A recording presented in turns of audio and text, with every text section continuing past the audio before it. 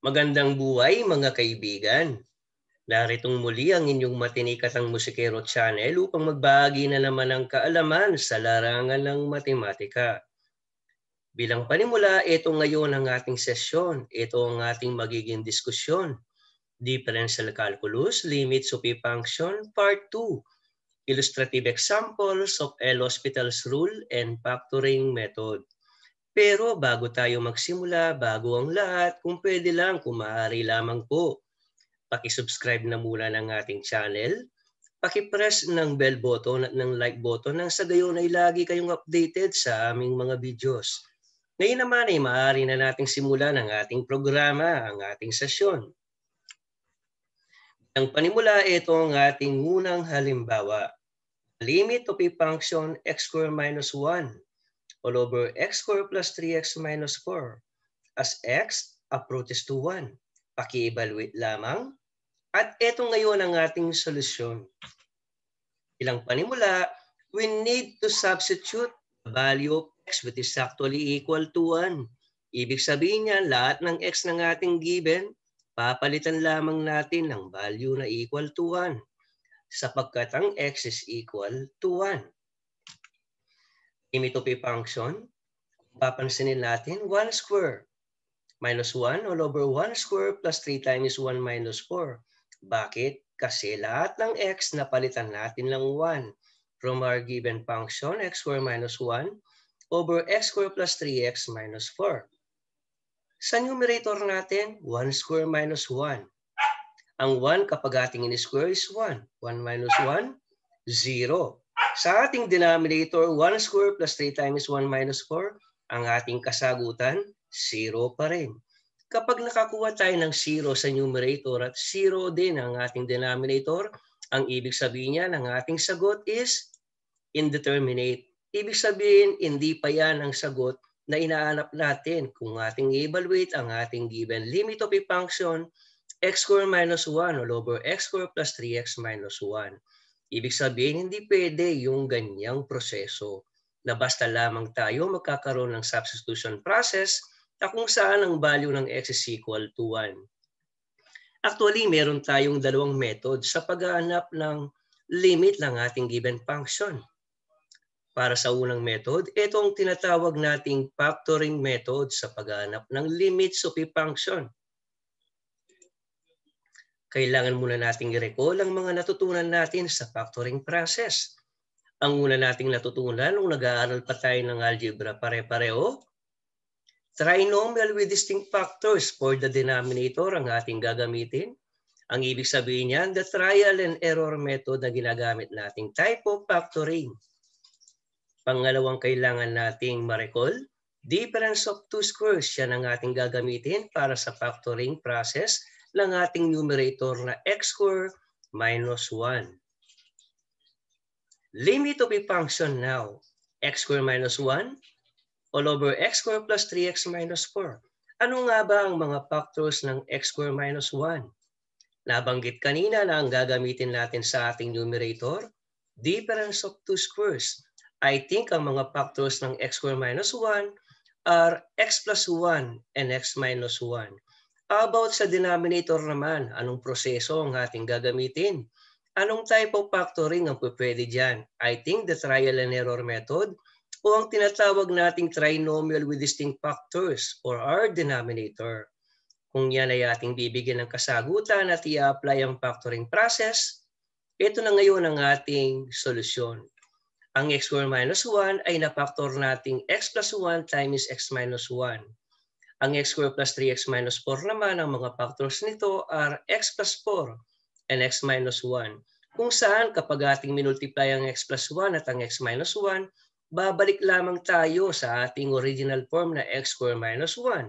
Same thing with our denominator na x plus 4 times x minus 1, babalik lamang yan kapag yan ay ating minultiply sa ating original format na x squared plus 3x minus 4. And then, next step, kung papansinin natin ang numerator at ang denominator, parehong may x minus 1. Kung kaya't yan ay pareho na nating pwedeng cancelain. Sa numerator, kakancelain ang x minus 1. Same thing with the denominator. Ang x minus 1, ng both numerator and denominator, parehong makakansela na. Kaya ang natira na lamang sa ating solution process ay ang x plus 1 over x plus 4. Diyan palang papasok yung right time kung saan pwede na tayong mag-substitute ng value ng x which is actually equal to 1.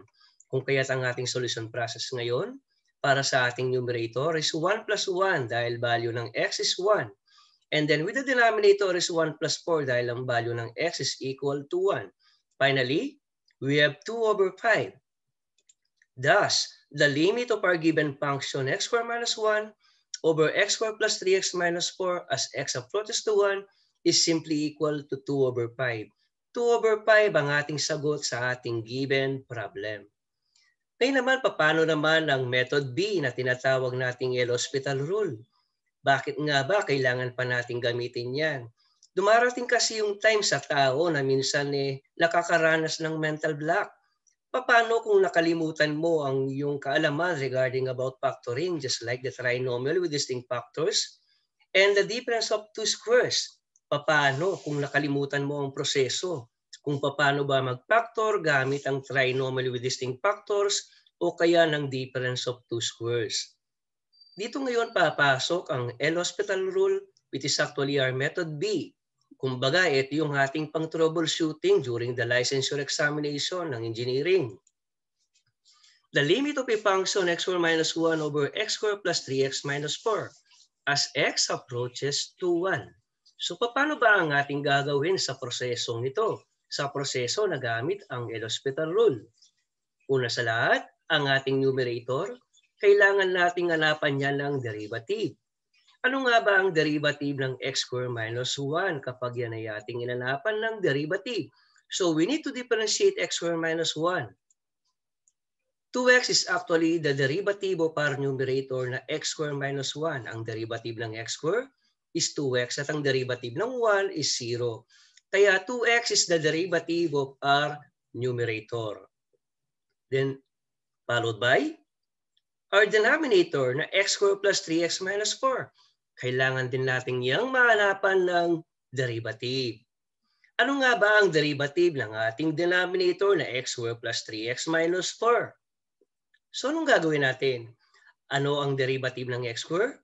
Ano ang derivative ng 3x? At ano naman ang derivative ng 4 which is actually a constant? Tandaan, ang derivative ng constant is laging 0. Ito ngayon ang derivative ng x squared plus 3x minus 4. Ang derivative ng x squared is 2x. Ang derivative ng 3x is 3. Ang derivative naman ng minus 4 is 0. That is why 2x plus 3 is the derivative of our denominator. The denominator of our given limit of a function problem. So ngayon, ang susunod na hakbang, ang limit na natin ay magiging 2x over 2x plus 3. Then afterward, we proceed to direct substitution of x is equal to 1 to our equation. Limit is equal to 2x over 2x plus 3. At dahil ang value ng x is equal to 1, that is why ang 2x is magiging 2 times 1. Ang 2x plus 3 naman ay magiging 2 times 1 plus 3. Finally, 2 times 1 is 2. 2 times 1 plus 3 is equal to 5. That is why ang sagot natin, 2 over 5. Finally, thus, the limit of a function, x squared minus 1 over x squared plus 3x minus 4, as x approaches to 1 is equal to 2 over 5. Nakadalawang method tayo sa ating solution. Method A using factoring method, method B using L'Hospital's rule. Ang ibig sabihin, alin man sa dalawang yan ang ating gagamitin, pareho lamang tayong mag-arrive sa isang sagot. Finally, ang ating sagot sa ating given problem na evaluate the limit of a function x squared minus 1 over x squared plus 3x minus 1. Ulitin ko yung problem, no? Evaluate the limit of a function x squared minus 1 all over x squared plus 3x minus 4 as x approaches to 1. Ang ating sagot, ang ating final answer, 2 over 5. At yan ngayon ang ating tinatawag na L'Hospital rule at factoring method sa paghahanap ng limit of a function. Hopefully, mga kaibigan, marami po kayong natutunan sa ating session na to. Hanggang sa muli, maraming salamat po. Maraming salamat at God bless po sa inyong lahat. Mabuhay ang bawat kabataang Pilipino. Papuri sa Diyos magkailanman. Maraming salamat po.